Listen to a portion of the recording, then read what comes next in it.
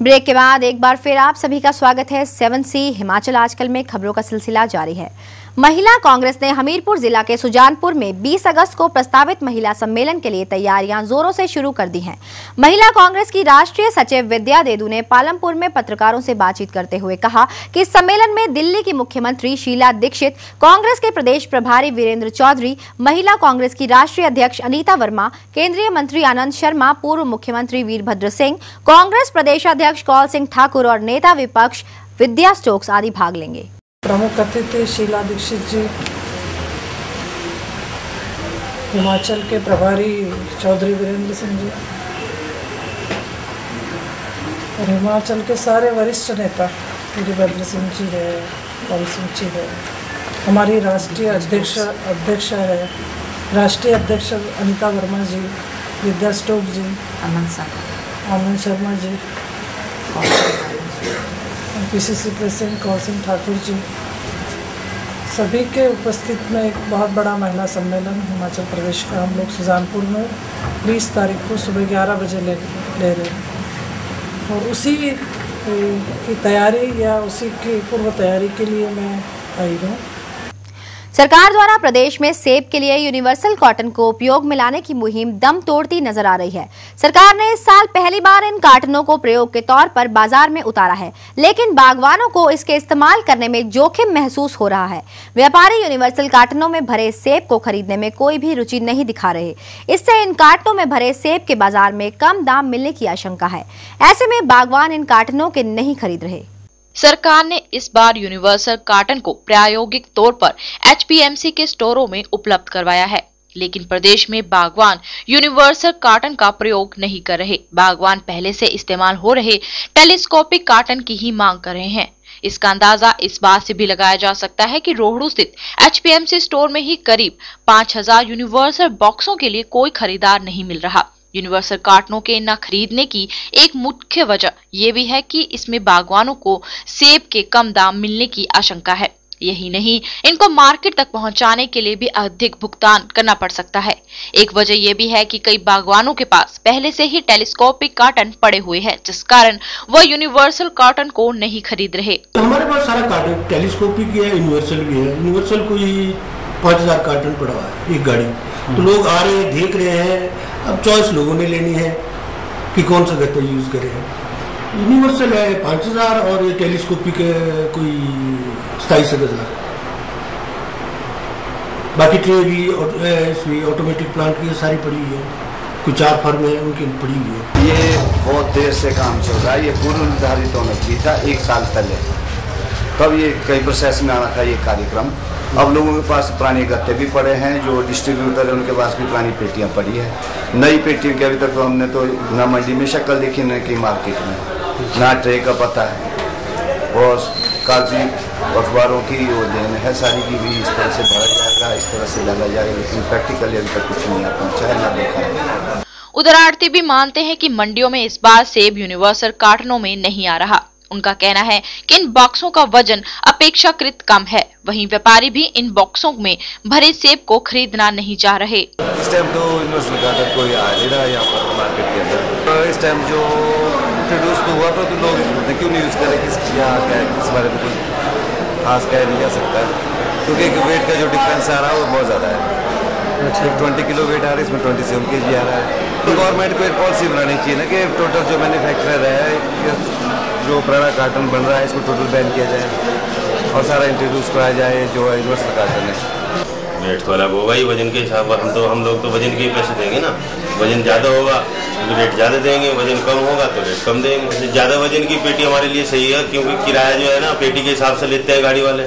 अब छोटी पेटी जाएगी उसमें 200 पेटी जाएंगी, वो अगर बसरते के देहरादून का 40 रुपये पेटी लिया उसने और उसमें गई 200 पेटी, तो 40 के हिसाब से, और ये बड़ी पेटी 60 रुपये की पेटी की जाएगी तो इसका किराया कम पड़ेगा, 2-4 हजार रुपये 3 हजार का फर्क पड़ेगा गाड़ी में। गौर हो कि टेलीस्कोपिक कार्टन में स्टैंडर्ड मात्रा से ज्यादा सेब आता है। इससे बागवानों को काफी नुकसान उठाना पड़ रहा है। यही वजह है कि प्रदेश सरकार ने इस साल से यूनिवर्सल कार्टन उपलब्ध करवाने का फैसला लिया था, लेकिन व्यापारियों की मनमानी के चलते बागवानों को इनके मार्केट में कम दाम मिलने की आशंका बनी हुई है। ऐसी स्थिति में सरकार को इस संबंध में उचित कदम उठाने चाहिए। प्रदीप राही, रोहड़ू, 7C हिमाचल आजकल। शिमला के मिडिल बाजार स्थित गुग्गा ज़ाहिर पीर मंदिर में एक मेले का आयोजन किया जा रहा है। मंदिर में ये मेला पिछले 100 सालों से मनाया जा रहा है। शनिवार को इस मेले के लिए श्रद्धालुओं का मंदिर में तांता लगा रहा। इस मौके पर मंदिर के सेवादार पुष्पराज का कहना था कि जो लोग बाबा गुग्गा ज़ाहिर पीर की पूजा सच्चे मन से करते हैं, उन पर जहरीली वस्तुओं का असर कम होता है। इस दौरान मंदिर में एक भंडारे का भी आयोजन किया गया। मेले का समापन रविवार को होगा। अप टू 100 ईयर से मनाया जा रहा है यहाँ पर, और ये मेरे परदादा जी यहाँ पर जो बाबा जी का निशान है झंडा लेके आया करते थे, फिर दादाजी, फिर मेरे पिताजी उनके साथ जो मंदिर के पुजारी हैं बनारसी दास जी, तो वो अब इसी परंपरा को चलाते हुए इस तरह से, और यहाँ पर 4 निशान आते हैं जो बाबा जी के झंडे हैं, और अलग अलग शिमला के अलग अलग शहरों में से आते हैं। मेला इसलिए मनाया जाता है कि जो भी आपके इस संसार में जहरीली वस्तुएं हैं, जैसे सांप है, बिच्छू है, इनके काटने से ये जो ज़ाहिर पीर जी हैं इन सबको जहरीली वस्तुओं से बचाते हैं। जैसे अगर इनके नाम की जोत या इनके नाम का प्रसाद मंदिर में चढ़ाया जाए तो किसी भी तरह की जहरीली वस्तुएं आपको असर नहीं करती। मां शिकारी युवक मंडल गुरनाल ने जंजैहली के कसैनी जंगल में शनिवार को पौधारोपण किया। पौधारोपण के इस कार्यक्रम में जंजैहली, ढीम, कतारू और गुरनाल के महिला मंडलों के सदस्यों ने भी भाग लिया। इस दौरान देवदार के करीब 500 पौधों का रोपण किया गया। इस मौके पर युवक मंडल गुरनाल के अध्यक्ष ओम दत्त ने कहा कि क्लब में इस बार करीब 2000 पौधों को लगाने का लक्ष्य रखा गया है। पौधारोपण के अलावा क्लब समय समय पर एड्स और पर्यावरण जागरूक अभियान चलाता रहता है। मां शिकारी युवक मंडल 2004 से काम कर रहा है, जिसमें हम विभिन्न एक्टिविटी करते रहते हैं, जैसे गांव की सफाई, वृक्षारोपण, पर्यावरण की सुरक्षा, और साथ में एड्स और कृषि एग्रीकल्चर विभाग के तहत जानकारी गांव-गांव तक पहुंचाते हैं। और इस बार हमने 2000 पौधे लगाने का लक्ष्य रखा है, जिसमें हम अलग अलग संस्थाओं के साथ मिलकर 2000 पौधे देवदार के लगाएंगे, और अब तक हमने 1000 पौधा लगा दिया है। खबरों के इस सफर को यहाँ पर रोकते हुए अब आपको दिखाते हैं मधुर पहाड़ी गीत की झलक।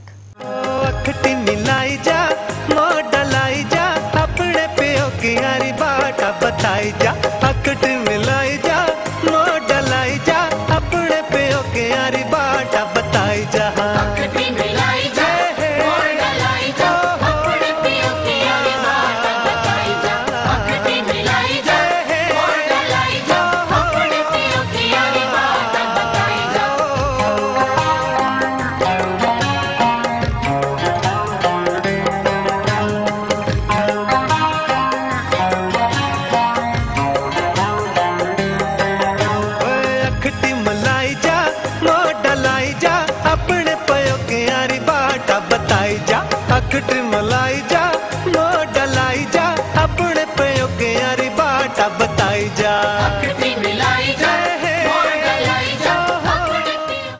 आशा करते हैं कि आपने इस मधुर गीत का खूब लुत्फ उठाया होगा। और अब जाते जाते एक बार फिर नजर डाल लेते हैं अब तक की मुख्य सुर्खियों पर।